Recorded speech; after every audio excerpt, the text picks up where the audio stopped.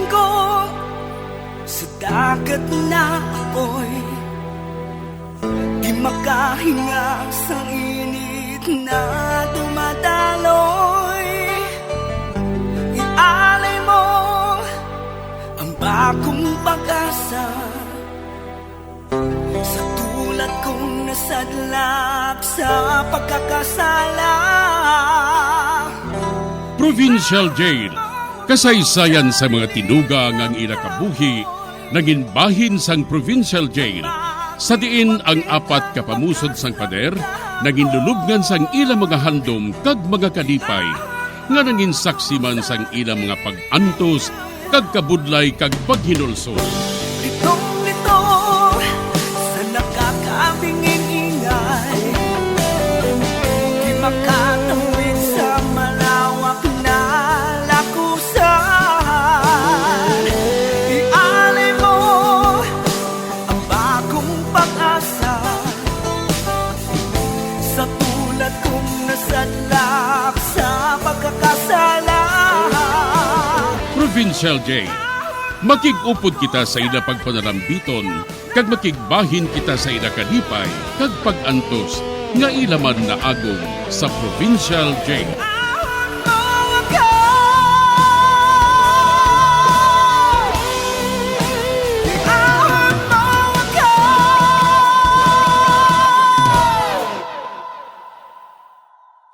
Bilanggo sa dagat na apoy, di makahinga sa init na dumadaloy. Ialay mo ang bagong pag-asa sa tulad kong nasadlak sa pagkakasala. Sa liwat maing adlaw sa inyo tanan mga parangga na mga tagparamati, sa karon nga adlaw padayuno naton ang katapusan sang sulat, nga ginatagan naton sang kabuhi, diri sa aton panatuntunan, Provincial Jail. Iawag mo ako sa nagliliyap na apoy, na aking matikman ang tamis ng sandali. Bahin sang nagligad. Nakapalagyo si Boy sa lugar nga gintaguan sa iya ni Jane. Kag nasugata sini ang mga pulis nga nagapatrolya dire sini nga lugar. Dire sini nga bahin, padayunon ko ang akon katapusan nga pagsaysay diri sa Provincial Jail. Tadlok ako! Buligin ninyo ako ay! Mapulin ako sa amon! Oh, sige na. Kaya malakad na kita. Anay ka. Sino ba lang babae nga nagalagas sa imo? Si Jane. Kalain sa iya. Ginkidnap nila ako. Mapulin ako sa amon. Mapulin ako, sir.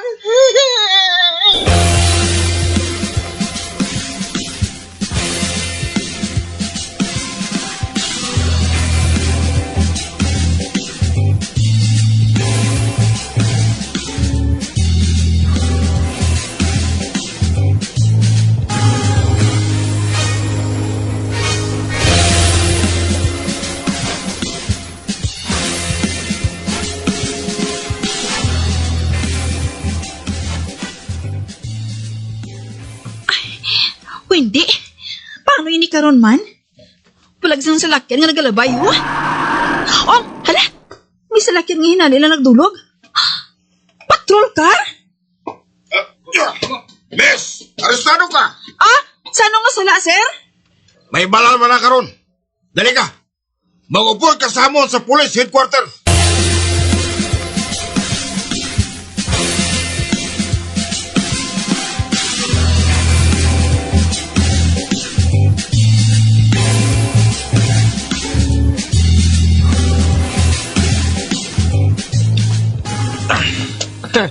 Piho na. Milyon ang aton kwarta. Malakat na kita.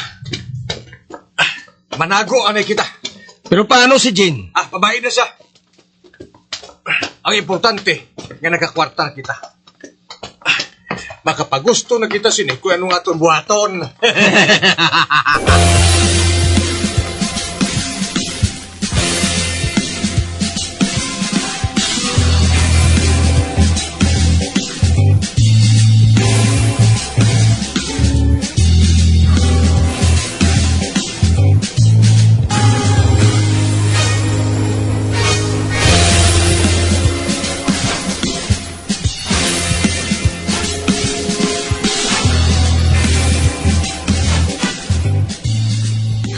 Diyos ko, ang aton anak.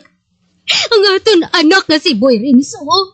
Ang anak ko. Makaluluoy man siya. Ano na yan ang ginabuhat nila sa iya subong? Hindi ka na magpalibog pa, Marla. Mahulat lang kita kung anong informasyon nga mahatag sa aton sa mga pulis. Ma, ang telepono? Pasi ko ng mga pulis na ina, Renzo. Sabton ko. Hello? Sir, si Sergeant Santa Maria ini. Ari na sa amon custody ang inyong anak na si Boy. Oh, ano? Ara na ang akong anak sa inyo? Salamat. Pwede ko siya, sir, mahambal? Daddy! Anak ko, Boy! Abi na. Boy! Anak ko, ako ini. Si mami mo, Boy. Ano ba lang ginbuhat nila sa imo, ha? Ginsakit ka ba na nila? Mami! Nadakpan ko nila. Nadakpan ko, Mami. Nagpalagyo ko. Kalahin kay Jane. Kidnap ko nila, Mami. Boy, makadto kami din ni Renzo, sir. Makadto kami dire sang bana ko. Kuhaon na mo ng amon anak.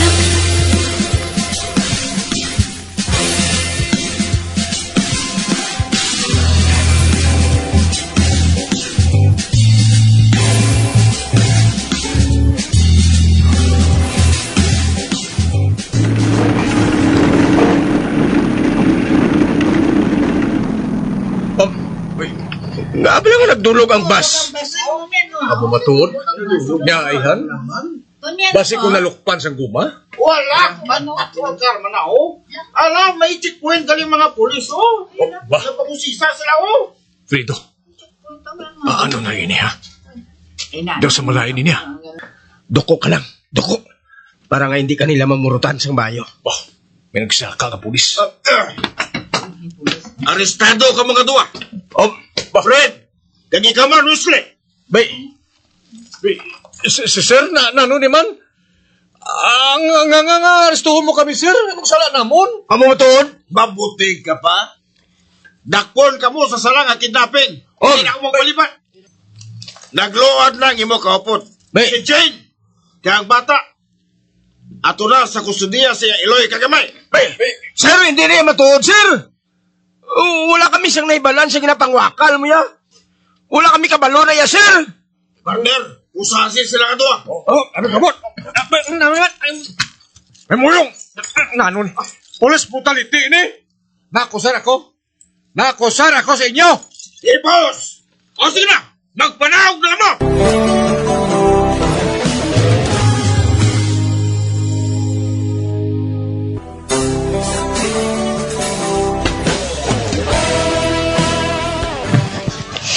Nagpanawag sa amon ng mga pulis, nga ara na sila mga kamot ang amon anak. Kagilayon man kami nga nagkadto sa presinto, agod nga kuhaon si Boy. Samtang, si Jean, Wesley, kag Fred, gindakop na sang mga pulis. Sa pagpadayon ko pagit, Nagpasalig ka? Nga wala sa matabo sa aton, Wesley? Kag ako yung ginabasol mo nga gaga ka? Ha? Kag naging pabayaan mo nga makapalagyong bata? Wala man ako makaibalo nga buhaton na to ni Boy. Wala siya mahadlok magdalagan sa kadulong. Buisit. Kwarta na. Naging bato pa? Ote, paano ang kasal naton niya? Mapakasal kita kung mamulak ang tanglad. Ano? Traidor ka? Wala ka sang hinambalan? Tinampa talang karong nga gaga ka. Hoy, sugiran ta ka. Kung mga sawag man ako, hindi pa rin siya mga baghak nga atsay ka. Ikaw ang gago! Gaga! Hoy!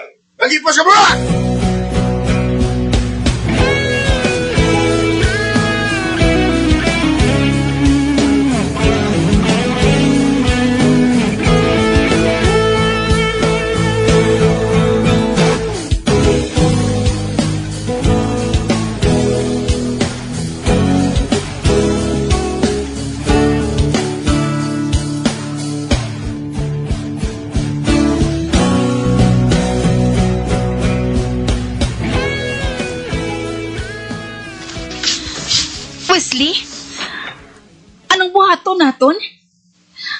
nakita diri subong sa police station. Kan nagakulat sa panumbungon, sang salang ang kidnapping. Nga nga mareklamo ka? Ikaw ang dapat basulon kung nga na-failure ang atong plano. Kaya man pabayaan mo nga makapalagyo si Boy. Di wala mo kuya makaibalo nga nakaibalo siya, hanggang kidnap natin siya. Basta, hinali ko lang siya nakita yung nagdalagan palayo. Kag nang nasugata niya among patrol car. Di malas, gidi. Di ba na lang kita siniman? Ano pa, be? Kung di manimuron sa sulod sa presuhan? Bo kagaga, bisi mo. Kagagagit si mo. Kwarto na kong tani. Basta Wesley ipangako mo nga hulaton mo ako makagwa diri sa prisuhan. Dason, tumanon mo ang aton kasal, naging plano naton. Kalimti na lang ina. Kabalan man si Buman. Pagkatapos na natabo, nagasalig ka pa nga ipakasal ko ikaw? Ito sa bagha ka. Bo, lagi ko makaibalong ng utok, mogli utok kuno. Ambisyosa. Kag para makaibalo ka, ha? Wala ako sang handom nga ipakasal ka. Magpangita ka sang pariyo mo nga wala sang pulos, wala sang utok, hangag, bagak. Kapintas mo sa iyo magambal, Wesley ba? Uy, dumdum mo, ha? Nahuya ko yang nga makaibalong iban nga nagpatol ko sa imo. Pwa! Makahuluya!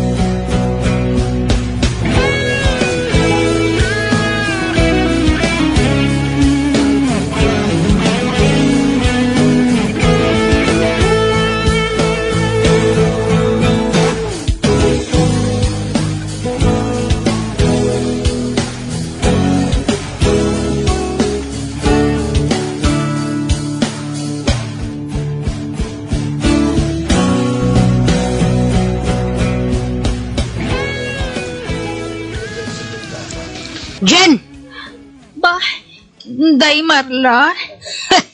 Ho! Ako. Nga nakabatas ka sa paghimo sa sa amon, Jen. Kanugon sang kaayo nga ginpakita ko sa imo. Ginkabig ko ikaw nga daw sa katapos ang amon panimalay. Apang sa pihak sila. May handom ka mo sa pagpatay sa akon anak. Maayo lang. Kay may kaisog si Boy sa pagpalagyo. Patawara lang ko, Day Marla, ay. Hindi na ako magliwat.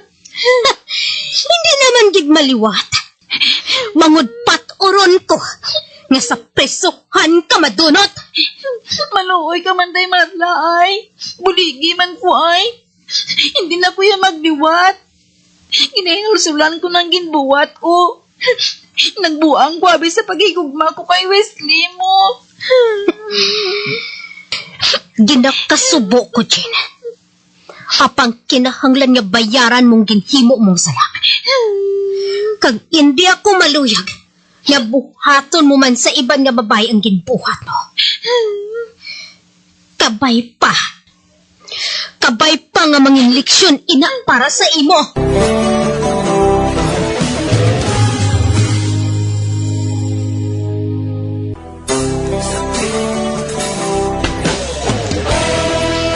Subong, ato na sa presuhan si Wesley kag si Fredo. Kag si Jay naman, ato sa presuhan sa mga babae. Kag si Boy, wala ko na ginasalig sa mga kabulig. Ako na ang nagasugat kag nagadulong sa iya sa eskwelahan. Hasta diri na lang ang akon pagsaysay, ang inyo tagpasakop, kaugalang kay Marla sang Negros Occidental. Bilang ko sa dagat na apoy, di makahinga sa init na dumadaloy. Ialay mo ang bagong pag-asa sa tulad kong nasadlak sa pagkakasala. Kag diri natapos ang kasaysayan nga aton man ginhatagan sang kabuhi. Diri sa ato panatuntunan, Provincial J. Kag kami diri sa gihapon wala gid kakalipat sa pagpangagda sa inyo. Nga kung kamuman may kasaysayan, ipadala lang diri sa ato panatuntunan, Provincial J. DYWB Bombo Radio, Bandalagan, Siyudad Sang Bacolod. Sa direksyon ni Melvin Gatuslao.